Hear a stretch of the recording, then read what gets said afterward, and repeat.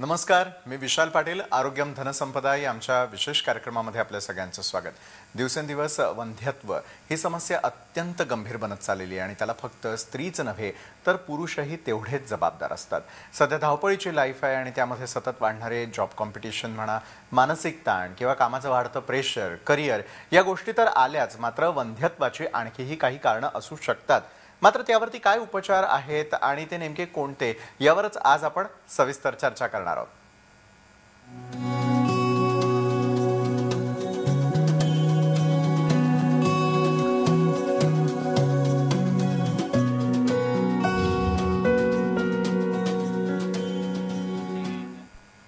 वंध्यत्व आणि त्यावरील उपचार पद्धती असा आपला आजचा विषय आहे आणि यावरती योग्य मार्गदर्शन करण्यासाठी आपल्यासोबत आहेत डॉक्टर अमोल लुंकड आणि डॉक्टर प्रियंका कासदीवाल.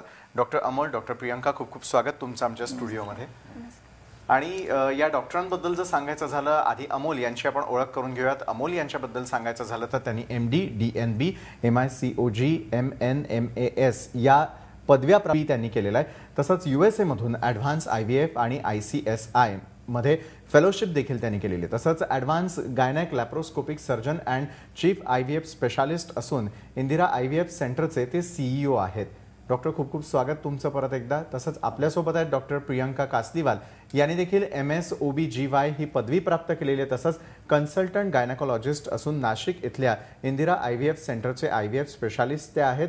या दोन्ही डॉक्टरांची एक चांगली टीम असून आतापर्यंत 13,000 इनफर्टाईल पेशंट्सला उत्तमरित्या त्यांनी ट्रीट केलेलं आहे. तर वंध्यत्व यावरती तुमच्याही काही समस्या किंवा प्रश्न असतील तर 9619222299 या नंबरवरती संपर्क साधून तुम्ही देखील डॉक्टरांना थेट प्रश्न विचारू शकता. सर्वात आधी मला डॉक्टरांना एक प्रश्न विचारावा असं वाटतो. डॉक्टर, वंध्यत्व म्हणजे नेमकं काय, किंवा मग एखाद्या दाम्पत्याला वंध्यत्व आहे असं आपण केव्हा म्हणू शकतो? बरोबर आहे. जेव्हा एखादं दाम्पत्य नैसर्गिकरित्याने सतत 1 वर्षाहून अधिक वेळ प्रयत्न करूनही त्यांना जर गर्भधारणा नैसर्गिकरित्याने झालेली नसेल तर अशा दाम्पत्यांना वंध्यत्व आहे असं आपण म्हणतो. आणि अशा दाम्पत्यांनी योग्य तज्ज्ञांचा सल्ला घेणं महत्त्वाचं आहे. आणि या गेल्या 1 वर्षात त्यांनी कसल्याही प्रकारचे गर्भनिरोधक साधने वापरलेली नसावी. नक्कीच. बरं डॉक्टर, वंध्यत्व जे आहे त्याचं प्रमाण सध्या फार वाढत असल्याचं दिसतंय, मात्र यामागची नेमकी कारणं काय असतात? वंध्यत्वाची जे प्रमाण आहे ते भरपूर प्रमाणात वाढलेलं आहे. जसं आपण 30-40 वर्षापूर्वी जर पाहिलं तर तेव्हा वंध्यत्व जे होते 10% लोकांमध्येच सापडायचं. आता जे आहे हे वंध्यत्वाचं प्रमाण ऑलमोस्ट 15 ते 20% गेलेलं आहे. आणि कारणं जर माहिती करून घ्यायची झाली तर हा खूप चांगला प्रश्न आहे. कारण माहिती करून घेणं खूप गरजेचं आहे, कारण की कारण जर माहिती करून गेलं तरच आपल्याला निवारणही करता येईल. आता कारणं जर बघितली गेली तर सर्वात पहिले काही 30-40 वर्षामध्ये जशी आपली जीवनशैली आहे, डिफरंट जीवनशैली झालेली आहे, लेट मॅरेजेस होतात, त्या सगळ्या गोष्टींमुळे, स्ट्रेस लाईफस्टाईल, धकाधकीचं आपलं जीवन, या सगळ्या गोष्टींमुळे वंध्यत्वाचे प्रमाण जे आहे हे भरपूर वाढलेले आहे. आणि जर कारण माहिती करून घ्यायचे झाले तर आपण बघितलं तर स्त्री आणि पुरुष हे दोन्हीही या गोष्टीसाठी इक्वली रिस्पॉन्सिबल आहेत.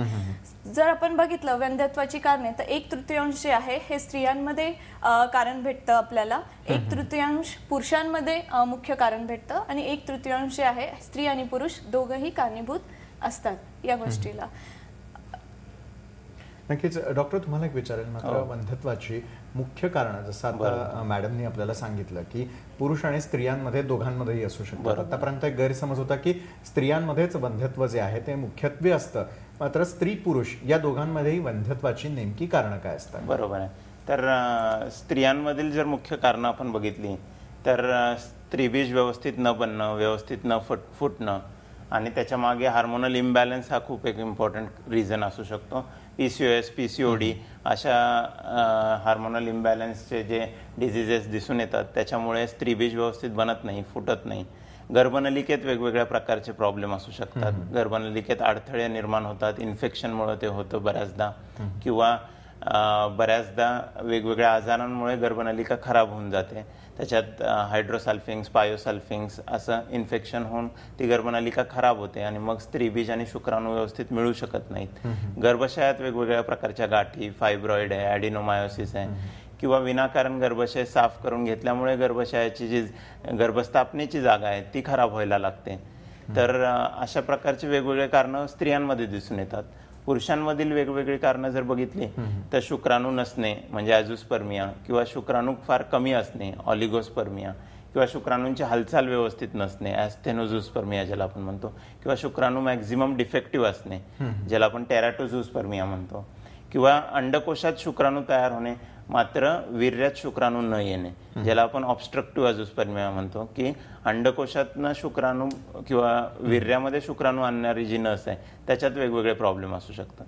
तर अशा प्रकारे हे वेगवेगळे प्रॉब्लेम पुरुषांमध्ये दिसून येतात. परत पुरुषांमध्ये संभोग करण्यासाठी वेगवेगळे प्रॉब्लेम असू शकतात. तर हे स्त्री आणि पुरुषांमधील मुख्य कारणं आपण बरं, मुख्य कारणांची कारण मीमांसा आता डॉक्टरांनी केली. मात्र एक पुढचं विचार असं वाटतं की एखाद्या दाम्पत्याला अशा अडचणींचा सातत्यानं सामना करावा लागत असेल तर कुठल्या प्रकारच्या टेस्ट या दाम्पत्यानं करून घेणं आवश्यक आहे? आपल्याला जे कारणं आहे ती माहिती पडणार टेस्ट करूनच. तर टेस्ट जे आहेत मुख्य आपल्याला 3 प्रकारच्या टेस्ट मेनली लागतात.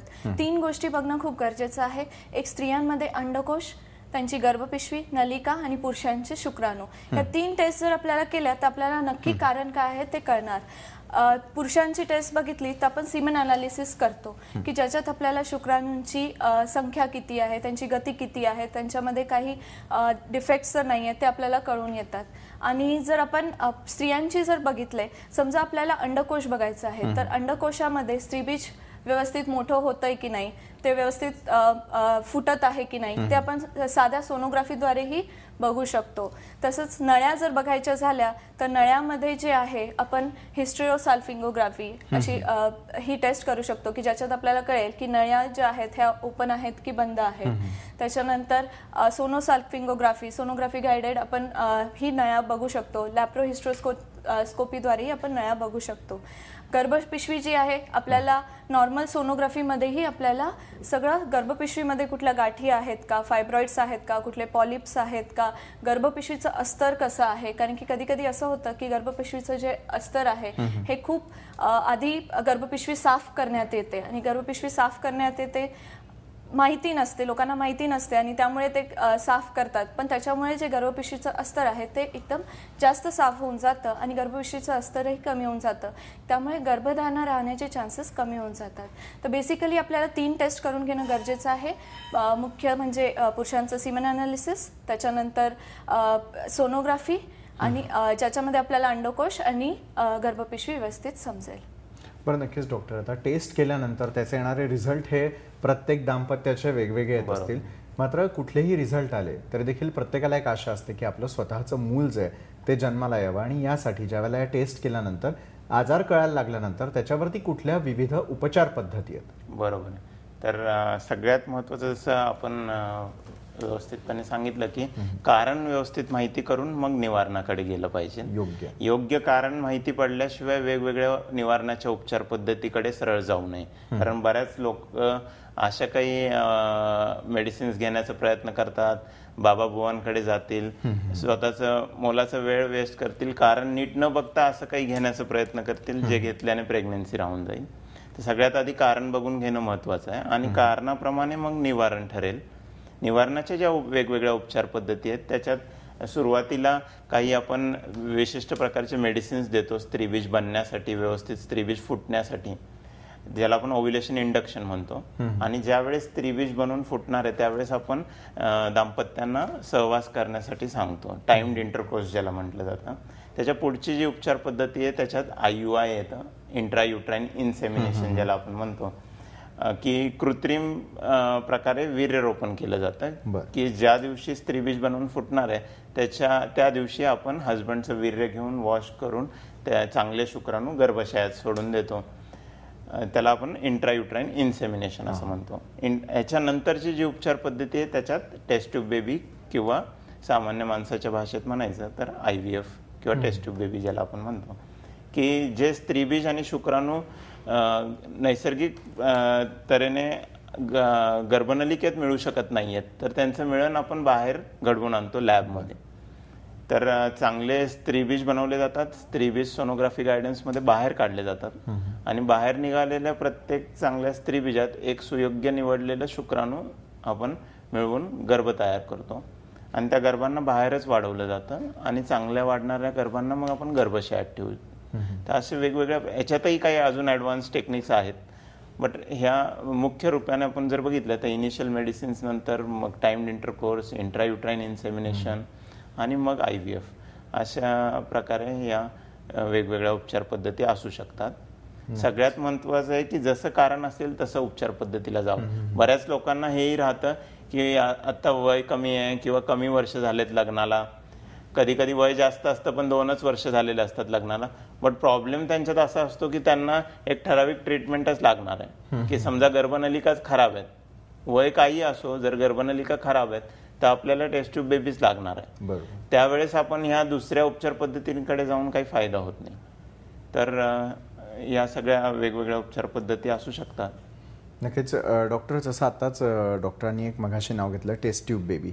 टेस्ट ट्यूब बेबी ही नेमकी प्रोसेस काय असते आणि त्यामध्ये घाबरून जाण्यासारखं काही आहे का? कारण कुठली टेस्ट निघाली, निदान निघालं की त्यानंतर उपचारांसाठी अनेक वेळेला असं की पेशंट्स घाबरतात, मात्र ही साधी सोपी पद्धत आहे का?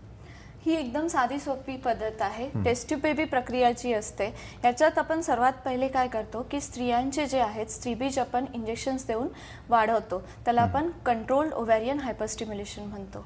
मग हे वाढवले की ते फुटण्याच्या आधी आपण एका साध्या सुईद्वारे ते सगळे स्त्रीबीज काढतो आणि हे सुईची वेदनाही त्या स्त्रीला जाणवू नये म्हणून तिला एक 5 ते 10 मिनिट भूलही देतो. त्यामुळे तिला कुठलीही प्रकारची वेदना होत नाहीत आणि कुठल्याही प्रकारचे साईड इफेक्ट्स होत नाहीत. मग ते स्त्रीबीज जे आहेत आपण जे आपण वाढवलेले स्त्रीबीज आहेत ते काढले की पुरुषाच्या शुक्राणूशी त्यांना मिळवतो.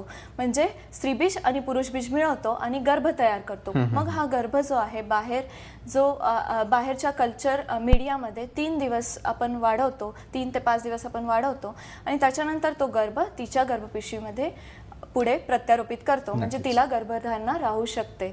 तर ही एकदम सोपी पद्धत आहे. याच्यात खूप हायफाय ट्रीटमेंट आहे किंवा असं काहीही नाही आहे. याचे कुठलेही साईड इफेक्ट्स नसतात आणि हे सगळं डॉक्टरांच्या प्रत्यक्ष त्यांच्या गायडन्स खालीच सगळ्या गोष्टी होतात. बरं, आपण टेस्ट ट्यूब बेबी आणि त्याचबरोबर IVF या दोन्ही गोष्टींबद्दल बोललेलो आहे, मात्र या नेमक्या उपचार पद्धती असतात तरी कशा हे जाणून घेणार आहोत छोट्याशा ब्रेकनंतर.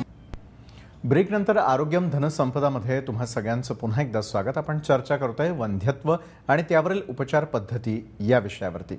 बरं डॉक्टर, आपण ब्रेकवर जाण्याआधी चर्चा केलेली होती ती म्हणजे टेस्ट ट्यूब बेबी किंवा IVF या दोन्ही उपचार पद्धती तुम्ही सांगितल्या, मात्र ही करण्याची योग्य आवश्यकता किंवा वेळ नेमकी केव्हा आणि कशी असते हे ट्रीटमेंट घेताना समजून घ्यायला हवं पेशंट्स. बरोबर. तर ज्या पेशंट्समध्ये टेस्ट ट्यूब बेबी ही प्रक्रिया लागेल असे जर दाम्पत्यांचं किंवा हे कारण जर आपण बघायचं ठरवलं तर पुरुषांमध्ये आपण आधी बघूया. पुरुषांमध्ये जर वीर्यामध्ये चांगल्या हालचाल करणाऱ्या शुक्राणूंची मात्रा अत्यंत कमी असेल, जर हालचाल करणाऱ्या चांगल्या शुक्राणूंची मात्रा हे 15 मिलियनच्या वर आहे तर तो पुरुष सक्षम आहे नैसर्गिक रीतीने प्रेग्नन्सी करण्यासाठी. 15च्या खाली आलं की IUI चांगलं मदत करते. बट एकदा हालचाल करणारे चांगले शुक्राणू हे 5 मिलियनपेक्षाही कमी झाले की ते शुक्राणू एवढे कमी असतात की स्त्रीबीज आणि शुक्राणू यांचं मिळन आपल्याला डायरेक्टली बाहेरच लॅबमध्ये घडवून आणावं लागतं आणि त्याच्यानंतरच गर्भधारणा होण्याची शक्यता ही बेस्ट राहते. तर ज्या पुरुषांमध्ये वीर्यामध्ये हालचाल करणारे चांगले शुक्राणू अत्यंत कमी आहेत तर त्यांना ही टेक्निक बेस्ट सक्सेस देईल. ज्या पुरुषांमध्ये वीर्यामध्ये शुक्राणूच नाही आहेत मात्र अंडकोशात चांगले शुक्राणू मिळत आहेत तर आपण अंडकोशातनं शुक्राणू बाहेर काढू शकतो. त्याच वेळेस स्त्रीच्या अंडकोशातनं स्त्रीबीज बाहेर काढू शकतो. दोघांना मिळवून गर्भ तयार होतील आणि हे पुरुषही इझिली गर्भधारणा करू शकतील. तर ज्यांच्यामध्ये ऑब्स्ट्रक्टिव्ह ॲझोस्पर्मिया आहे त्यांच्यासाठी हीच टेक्निक त्यांना सक्सेस देईल जर त्यांना स्वतःच्या शुक्राणूंनी गर्भधारणा करायची असेल तर. स्त्रियांमधील आपण कारणं बघितली तर स्त्रियांमध्ये जे मुख्य कारण आहे ज्याच्यामुळे ह्या टेक्निकचा आविष्कार झाला ते म्हणजे गर्भनलिका खराब असतील किंवा ब्लॉकेज असतील.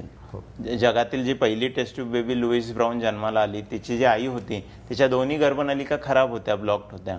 म्हणून सायंटिस्टनी मग त्यावेळेस असा विचार केला की हिच्या दोन्ही गर्भनलिका खराब आहेत, तर हिचे चांगले स्त्रीबीज आणि चांगले शुक्राणू मिळूच शकणार नाहीत, तर त्यांना आपल्याला बाहेरच मिळवायला लागेल. आणि याच कारणामुळे टेस्ट ट्यूब बेबीचा आविष्कार झाला. गेल्या 38 वर्षात आपण ही टेक्निक वेगवेगळ्या दुसऱ्या कारणांसाठीही वापरतोय. तर गर्भनलिकेत कसल्याही प्रकारचा अडथळा असेल, रुकावट असेल, खराबी असेल, तर आपल्याला स्त्रीबीज आणि शुक्राणू यांचं मिळन बाहेरच घडवून आणणं हेच त्याला योग्य उपचार राहतं. जर स्त्रियांमध्ये स्त्रीबीज न बनणे किंवा स्त्रीबीज व्यवस्थित न फुटणे, मेडिसिन इंजेक्शन देऊनही जर त्यांचे स्त्रीबीज व्यवस्थित बनत नाही आहेत, फुटत नाही आहेत, तर त्यांच्यातही मग विशिष्ट इंजेक्शन लावून काही प्रमाणात स्त्रीबीज वाढवून आपण बाहेरच काढून घेतो. त्यांना पूर्ण ओव्ह्युलेशन पर्यंत होण्याची गरज नाहीये. बाहेर निघालेल्या स्त्रीबीजांबरोबर आपण शुक्राणू मिळवून गर्भ तयार करू शकतो. ज्या स्त्रियांमध्ये पाळी बंद झाली आहे त्यांना जर गर्भधारणा करायची असेल ती पण याच टेक्निकद्वारे आपण करू शकतो. कारण वय जास्त झालेलं असेल, पाळी बंद झालेली असेल की अंडकोशातील स्त्रीबीज संपलेले असतात, तर 40, 50, 60, अगदी आता रिसेंटली तुम्ही बघितलं असेल 75 वयाच्या स्त्रीला गर्भधारणा याच टेक्निकद्वारे झाली. तर अधिक वयामध्ये जेव्हा आपण गर्भधारणेसाठी जातो ते पण या टेस्ट ट्यूब बेबी टेक्निकद्वारे. स्त्रीबीज आपल्याला, कारण की त्या स्त्रीचं संपलेलं असतं, तर एका मेडिकली फिट यंग मॅच डोनरकडनं स्त्रीबीज घ्यायला लागतं. तर एग डोनेशन IVF टेक्निक आपण ज्याला म्हणतो. आणि शेवटचं म्हणजे 3 ते 4 वेळा IUI करून जर सफलता कोणाला मिळालेली नसेल तर त्यांनी पटकन पुढच्या टेक्निककडे म्हणजे टेस्ट ट्यूब बेबीकडे जायला हवं. आणि अजून एक ॲड करायचं म्हटलं तर ज्यांचं नसबंदी झाल्यानंतर गर्भधारणेसाठी जे लोक जातात की आधी अपत्य होतं आणि काही नसबंदी पण करून घेतली आणि काही कारणाने आता आयदर रिमॅरेज झालंय किंवा ते अपत्य गमावलं गेलंय आणि आता परत गर्भधारणेसाठी जायचंय, तर तेही याच टेक्निकद्वारे होऊ शकतं. कारण नसबंदीमध्ये आपण नळ्यांना किंवा नसांना खराब करतो, तर त्यांचं काम बाहेर करणं हेच मग त्याला योग्य सोल्युशन राहतं. तर अशी वेगवेगळी कारणं पुरुषांमध्ये आहेत, स्त्रियांमध्ये आहेत, जिथं ही टेक्निकच आपल्याला बेस्ट सक्सेस देईल. बरं, नक्कीच डॉक्टर. मात्र टेस्ट ट्यूब बेबी ही उपचार पद्धती करत असताना त्याचा सक्सेस रेट वाढवायचा जर असेल तर त्यावेळेला मात्र कुठल्या प्रकारची ॲडव्हान्स उपचार पद्धती टेस्ट ट्यूब बेबीसाठी गरजेची? जर बघायचं झालं तर जी पूर्वी जी टेक्निक होती 1978 साली लुई ब्राऊन जन्माला आली, तेव्हा ती जन्माला आली ती इनविट्रो फर्टिलायझेशन या टेक्निकने. त्याच्यात आपण काय केलं, स्त्रीबीज घेतले, पुरुषबीज घेतले, दोन्ही बाहेर कल्चर मीडियामध्ये ठेवले, 24 तास ठेवले, इन्क्युबेटरमध्ये त्यांचं ते ग्रो झाले आणि त्याच्यानंतर गर्भ तयार झाला. पण कधी कधी असं दिसून येतं की स्त्रीबीज आणि पुरुषबीज सोबत ठेवून सुद्धा ते गर्भ बनत नाहीत. मग परत सायंटिस्टनी जे आहे अजून एक उपचार पद्धती निघाली, त्याच्यात ICSI म्हणतात त्याला, इंट्रासायटोप्लाझ्मिक स्पर्म इंजेक्शन. ह्याच्यात आपण काय करतो, स्त्रीबीज घेतो, एक स्त्रीबीज, उत्कृष्ट स्त्रीबीज घेतो, एक पुरुषबीज सिलेक्ट करतो, एवढ्या मिलियन्स शुक्राणूमधून एक पुरुषबीज सिलेक्ट करतो की ज्याचं डोकं, मान आणि शेपटी एकदम व्यवस्थित आहे, एकदम नॉर्मल आहे, असं एक स्त्रीबीज घेतो आणि ते पुरुषबीज डायरेक्टली त्या स्त्रीबीजामध्ये, पुरुषबीज जे आहे ते डायरेक्टली त्या स्त्रीबीजामध्ये इंजेक्ट करतो. याला म्हणतात इंट्रासायटोप्लाझ्मिक स्पर्म इंजेक्शन. तर असं केल्यामुळे आता हा गर्भ तयार होणार, उत्कृष्ट गर्भ तयार होणार आणि मग गर्भधारणा त्या स्त्रीला राहण्याचे चान्सेस वाढणार. त्याच्या पुढे अजून टेक्नॉलॉजीज आल्या, त्याच्यातली एक टेक्निक म्हणायची म्हणजे ब्लास्टोसिस्ट कल्चर.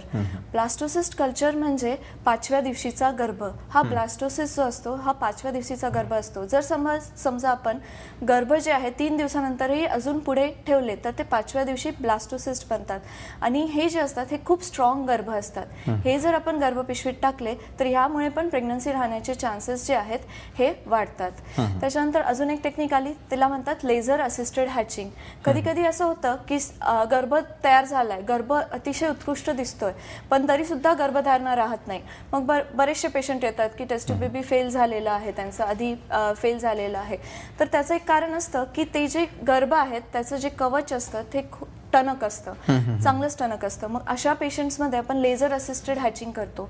याच्यात आपण लेझरनी त्या जी वॉल असते गर्भाची ती वॉल थोडीशी कट करतो. तिच्या गर्भपिशवीमध्ये तो गर्भ टाकण्याच्या 5 मिनिटं आधी ही प्रोसेस होते आणि तो गर्भ जर तिच्या गर्भपिशवीत आपण टाकला तर त्याची पण प्रेग्नन्सी राहण्याचे जे चान्सेस आहेत ते 10-15% अजून वाढतात. हा असा गर्भ लवकर गर्भपिशवीला चिपकतो आणि गर्भधारणा राहण्याचे चान्सेस वाढतात. बरं डॉक्टर, इंदिरा IVF जे आहे ते गेल्या 5 वर्षांपासून 10,000पेक्षा जास्त पेशंट्सना लाभदायी अशी उपचार पद्धती देणारं ठरलेलं आहे. या यशाचं नेमकं गमक काय? कशा प्रकारची ट्रीटमेंट जी आहे ती आपल्याला इंदिरा IVF मध्ये मिळते? बरोबर आहे. तर एवढ्या कमी वेळात एवढ्या दाम्पत्यांना जे गर्भधारणा होऊ शकली त्याच्या मागचं जे गमक आहे त्याच्यात 4-5 महत्वाच्या गोष्टी आहेत. एक तर क्लोज वर्किंग चेंबर IVF टेक्नॉलॉजीचा मोठा वाटा याच्यात आहे की आम्ही भारतात सर्वप्रथम क्लोज वर्किंग चेंबर्स घेऊन आलो भारतात, जिथे आपण स्त्रीबीजाला, शुक्राणूला, गर्भाला IVFच्या प्रोसेसमध्ये तेच वातावरण देऊ शकतो जसं आईच्या गर्भाशयात मिळायला हवं. बरोबर. दुसरं सगळ्यात महत्वाचं म्हणजे आम्ही निसंतानता निवारण सोडून दुसरं काहीच करत नाही. तर आमचं अगदी म्हणजे सगळं स्टाफ जे आहे किंवा एम्ब्रिओलॉजिस्ट ही जे टीम वर्क आहे ते सगळं फक्त तेवढंच करत राहतं. तर ते एक जे प्रोफेशनलिझम यायला पाहिजे ते दिसून येतं नेहमीच. आणि तिसरे म्हणजे एकदम वेल प्लॅन पद्धतीने ही प्रक्रिया केली जाते. युजली मिनिमम व्हिजिट्समध्ये मॅक्झिमम आउटपुट देण्याचा कल आमच्या राहतो. आणि पहिल्याच व्हिजिटमध्ये दाम्पत्यांना सगळे त्यांचे कारणं माहिती करून घेणं हे आम्ही करून देतो आणि मग कारणाप्रमाणे निवारणाकडे जातो. तर ह्या सगळ्या गोष्टी आहेत ज्याच्यामुळे हे सगळं शक्य झालं आहे. आणि of course best technique, best technology, best instruments आणि बेस्ट टीम ऑफ डॉक्टर्स असेल तरच सक्सेस बेस्ट राहतं. खरं. बरं, काही स्त्रिया प्रेक्षक जे आहेत त्यांना हा प्रश्न मनात पडलेला असणार आहे की अनेकांची पाळी बंद झाल्यानंतर, मासिक धर्म बंद झाल्यानंतर मात्र पुन्हा एकदा जर त्यांना बाळाची इच्छा असेल तर त्यांच्यासाठी या ट्रीटमेंट उपयोगी आहेत का? हो, नक्कीच आहेत. या ट्रीटमेंट्स ज्या आहेत त्या नक्कीच त्यांच्यासाठी उपयोगी आहेत. आता जनरली जी पाळी आहे, एखाद्या स्त्रीची पाळी आहे ती 40-45 नंतर जाते, पण कधी कधी अशाही काही स्त्रिया असतात की ज्यांची 25-30 वर्षालाही पाळी चालली जाते. तर त्यांचं जे असतं प्रीमॅच्युअर ओव्हॅरियन फेल्युअर म्हणतो या गोष्टीला. स्त्रीबीज जे आहेत, जोपर्यंत स्त्रीमध्ये स्त्रीबीज आहेत तोपर्यंत तिची पाळी चालू असते.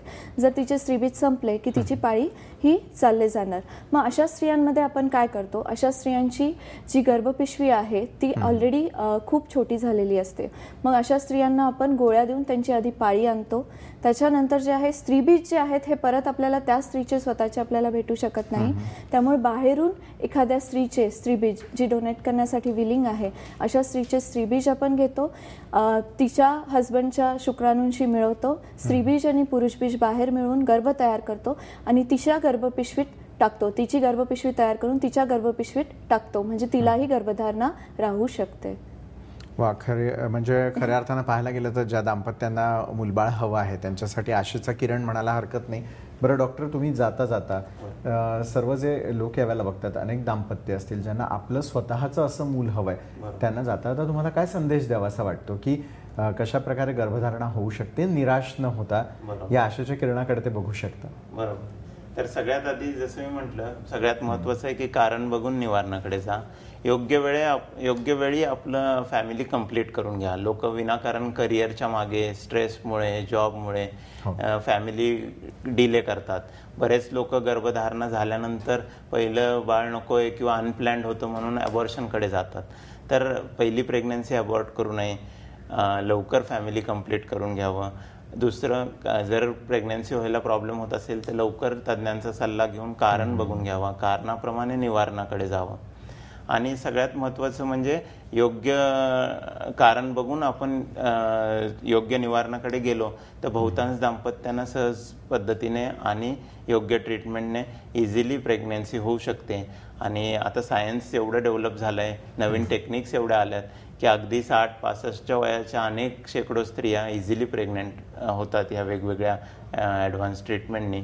तर लोकांना निराश होण्याची गरज नाही आणि या प्रॉपर सायंटिफिक पद्धतीने त्यांनी उपचार पद्धती घेतली तर त्यांनाही डेफिनेटली गर्भधारणा होऊ शकते. बरं डॉक्टर, आता बरेचसे प्रेक्षक जे आहेत त्यांनी हा कार्यक्रम बघितला असेल, त्यांना तुमच्याशी संपर्क साधायचा असेल, ट्रीटमेंट घ्यायची असेल तर कुठे आणि कशा प्रकारे ते संपर्क करू शकतात डॉक्टरांना? ते जे आहेत आमचे जे आहेत आता महाराष्ट्रामध्ये बघायचे झाले तर 3 IVF सेंटर्स आहेत आपले इंदिरा IVFचे. ते आहेत पुणे, नागपूर आणि नाशिक. तर कुठलंही बंधनकारक नसतं, कुठलाही पेशंट कुठल्याही सेंटरवरती येऊ शकतो. आणि इंदिरा IVFचे आता जवळपास 16 सेंटर्स पूर्ण भारतभरामध्ये आहेत आणि प्रत्येक पेशंट हा कुठेही जाऊ शकतो. त्यांचे जे आहेत प्रोटोकॉल्स आमचे सगळे फिक्स असतात. आमचं सगळं त्या हिशोबाने आम्ही हे सेट केलेलं असतं की प्रत्येक पेशंट जो आहे तो व्यवस्थित ट्रीट केला जाईल. तर आपले असे 3 सेंटर्स आहेत. वेबसाईट्सवरती म्हणा त्यांना सगळ्यांना आमचे हे ॲड्रेसेस आणि फोन नंबर्स भेटतील. नक्कीच, आणि ते तुमच्याशी संपर्क साधू शकतील. बरं, इतक्या महत्त्वाच्या विषयावरती इतक्या कमी वेळात इतकी सविस्तर माहिती तुम्ही आम्हाला दिलीत त्यासाठी खूप खूप धन्यवाद. थँक्यू. तर आरोग्यम धनसंपदामध्ये आज आपण इथेच थांबूयात, मात्र पुन्हा भेटूयात एका नवीन विषयासह. तोपर्यंत नमस्कार.